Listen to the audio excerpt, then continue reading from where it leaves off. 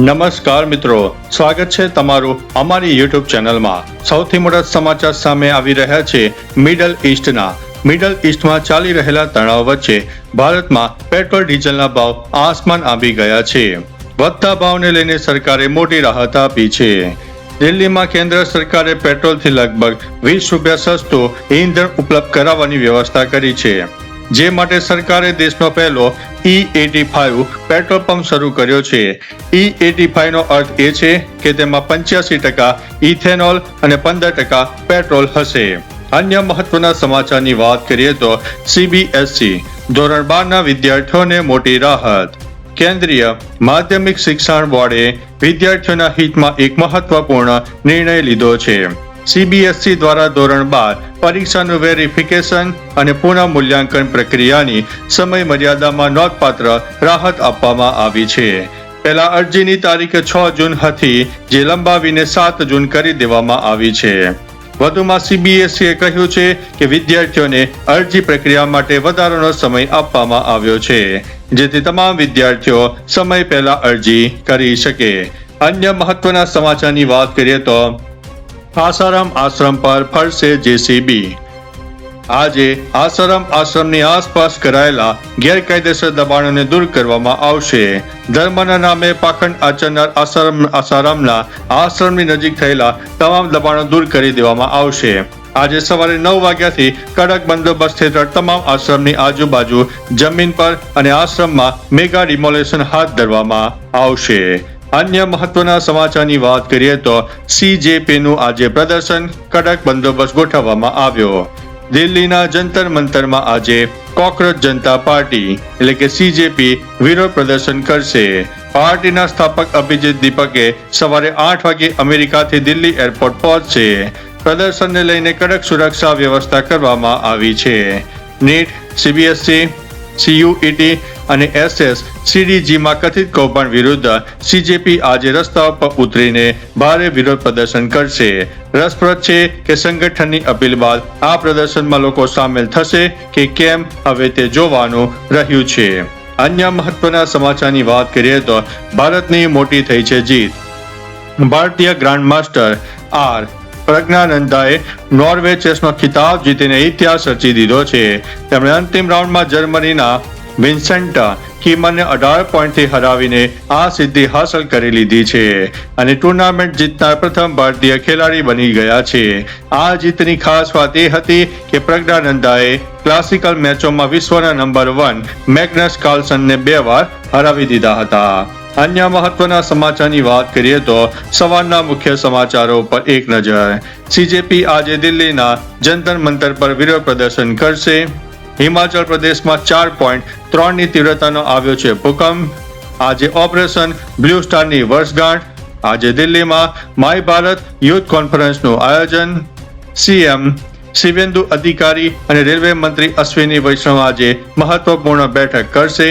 પ્રજ્ઞાનંદ કાર્લસનને હરાવીને Norway chess title જીતનાર પ્રથમ ભારતીય બની જવા પામ્યા છે। અન્ય મહત્વના સમાચારની વાત કરીએ તો પ્લેન અચાનક આગળ તરફ નમી જવા પામ્યું। ફ્રેન્કફર્ટ એરપોર્ટ પર ફ્લાઇટ માટે તૈયાર ઉભેલું લુફ્થાન્સા એરલાઇન્સનું બોઇંગ 7879 ડ્રીમલાઇનર વિમાન અચાનક આગળ તરફ નમી ગયું। વિમાનનું આગળનું વ્હીલ તૂટી જતા તેનો મોઢાનો ભાગ સીધો જમીન ઉપર પટકાયો, જેમાં અનેક ગ્રાઉન્ડ કર્મચારીઓ ઘાયલ થયા છે। જાન્યુઆરી 2026થી સેવામાં આવેલા આ વિમાનમાં અકસ્માત સમયે મુસાફર સવાર નહોતા। હાલ ઘટનાની તપાસ શરૂ કરી દેવામાં આવી છે। અન્ય મહત્વના સમાચારની વાત કરીએ તો દેશની પ્રથમ flex fuel car Wagon R launch કરવામાં આવી। મારુતિ સુઝુકી 4 જૂને ભારતની પ્રથમ flex fuel car Wagon R launch કરી દીધી છે, જે 85% ઇથેનોલ મિશ્રિત પેટ્રોલ એટલે કે E85 થી ચાલશે। હાલમાં આ કાર ઓલા અને ઉબર જેવા કેબ ઓપરેટર્સ માટે ઉપલબ્ધ કરાશે।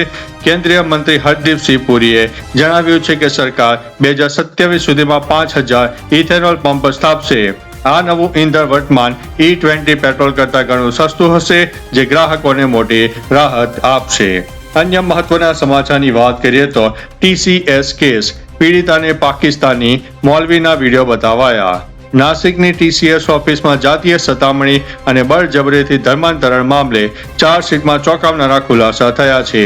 પીડિતાના જણાવ્યા મુજબ આરોપીઓએ તેને ભજન સાંભળવા અને મંદિર જવાનું બંધ કરવા દબાણ કર્યું હતું. પકડાયેલા 8 આરોપીઓએ કાવતરાના ભાગરૂપે પીડિતાને ઝાકીર નાઇક અને પાકિસ્તાની મૌલવી તારિક જમીલના વિડીયો બતાવ્યા હતા. 106 સાક્ષીઓના નિવેદન નોંધવામાં આવ્યા છે. અન્ય મહત્વના સમાચારની વાત કરીએ તો દેશમાં ગેસનો મોટો ભંડાર મળી આવ્યો. ભારતની ઉર્જા સુરક્ષા માટે મહત્વપૂર્ણ સિદ્ધિ તરીકે ઓઇલ કંપનીને આંદામાન સમુદ્રી વિસ્તારમાં કુદરતી ગેસનો મોટો ભંડાર મળી આવ્યો છે. આ શોધ આંદામાનના પૂર્વ કિનારેથી 15 કિલોમીટર દૂર અને 355 મીટર ઊંડા સમુદ્રમાં આવેલા શ્રી વિજયપુરમ 3 એક્સપ્લોરેટરી વેલીમાં થઈ છે.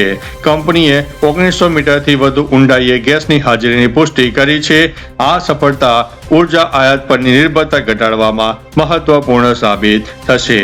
અન્ય મહત્વના સમાચારની વાત કરીએ તો ભારત પાકિસ્તાન આમને સામને જોવા મળશે. 2026ના ICC મહિલા T20 વર્લ્ડ કપમાં ભારત અને પાકિસ્તાનની ટીમો ફરી એકવાર સામસામે ટકરાશે. બંને ટીમ વચ્ચેનો મુકાબલો 14મી જૂને એજબેસ્ટન ઇંગ્લેન્ડ ખાતે યોજાવાનો છે. હરમનપ્રીત કૌર ભારતીય ટીમનું નેતૃત્વ કરશે, જ્યારે પાકિસ્તાન ભારત સામે પોતાનો પ્રથમ વર્લ્ડ કપ વિજય મેળવવાનો લક્ષ્ય રાખશે. અગાઉ ક્યારેય મહિલા T20 વર્લ્ડ કપનો ખિતાબ જીત્યા વિના ટીમ ઇન્ડિયા ઇતિહાસ રચવાના ઈરાદા સાથે મેદાનમાં ઉતરશે. અન્ય મહત્વના સમાચારની વાત કરીએ તો કેરી તોડવા જેવી નજીવી બાબતે હત્યા કરવામાં આવી. ધરમપુર તાલુકાના વાંકલ ગામે હત્યા કેસનો પર્દાફાશ થયો છે. હિતેન્દ્રસિંહ પરમાની આંબાવાડીમાં 2 જૂન 2025ના રોજ મળેલા મહિલાના મૃતદેહની ઓળખ તુલસીબેન પટેલ તરીકે થઈ છે. શરૂઆતમાં કુદરતી મોત માનવામાં આવેલી આ ઘટનામાં PM રિપોર્ટમાં મોટો ખુલાસો થયો છે કે આંબાની કેરી તોડવાની બાબતને લઈને હત્યા કરી દેવામાં આવી છે. અન્ય મહત્વના સમાચારની વાત કરીએ તો ખેડૂતો માટે ખૂબ જ સારા સમાચાર સામે આવ્યા. ગુજરાત સરકાર દ્વારા ખેડૂતો માટે મહત્વપૂર્ણ જાહેરાત કરવામાં આવી છે. ખેતીને વધુ સરળ અને આધુનિકરણ બનાવવા માટે મિની ટ્રેક્ટર સનેડોની ખરીદી પર સબસિડી આપવામાં આવશે. રાજ્ય કક્ષાના મંત્રી કૌશિક વેકરિયાએ અમરેલી જિલ્લાના ચિતલ ગામે યોજાયેલા કાર્યક્રમમાં આ યોજનાની જાહેરાત કરી હતી. સરકારના નવા નિયમો મુજબ સામાન્ય ખેડૂતોને સનેડો ખરીદવા પર 60,000 રૂપિયાની સહાય સીધી બેંક ખાતામાં આપવામાં આવશે. અન્ય મહત્વના સમાચારની વાત કરીએ તો વરસાદને લઈને વધુ એક આગાહી સામે આવી છે. હવામાન વિભાગ દ્વારા આગામી 5 દિવસ રાજ્યમાં હળવાથી મધ્યમ વરસાદની આગાહી વ્યક્ત કરવામાં આવી છે.